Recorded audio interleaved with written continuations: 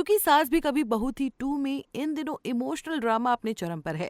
वीरानी परिवार के अंदर बढ़ती दूरियां और टूटते रिश्ते कहानी को एक नए और दिल छू लेने वाले मोड़ पर ले आए हैं। शो के लेटेस्ट एपिसोड्स में आपने देखा होगा कि अंगद और ऋतिक के बीच टकराव ने पूरे घर का माहौल तनावपूर्ण बना दिया है। दोनों भाइयों की लड़ाई से परिवार में दरार और गहरी हो गई है। वहीं दूसरी तरफ वृंदा की एंट्री ने शांति निकेतन में हलचल मचा दी है। दरअसल वृंदा मिहिर की फिजियोथेरेपिस्ट बनकर शांति निकेतन पहुंची है।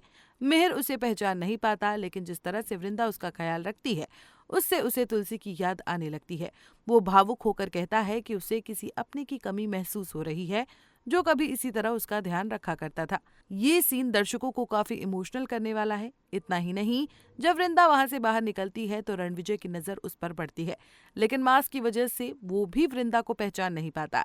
इससे साफ है कि आने वाले एपिसोड में वृंदा की पहचान बड़ा तूफान ला सकती है। अब बात करते हैं शो के सबसे बड़े ट्रैक की, यानी गौतम और तुलसी के रिश्ते की।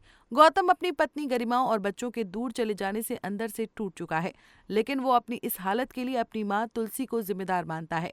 यही वजह है कि उसके मन में मां के लिए गहरी नाराजगी है। हालांकि अब कहानी में बड़ा बदलाव आने वाला है।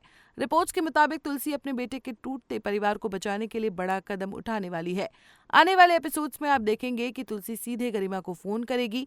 वो अपनी बहू को समझाएगी कि शांति निकेतन वापस आना क्यों जरूरी है। तुलसी उसे बताएगी कि गौतम उसकी गैर मौजूदगी में पूरी तरह टूट चुका है। तुलसी की ये भावुक बातचीत गरिमा के दिल को छू जाएगी और आखिरकार वो बच्चों के साथ वापस लौटने का फैसला कर लेगी।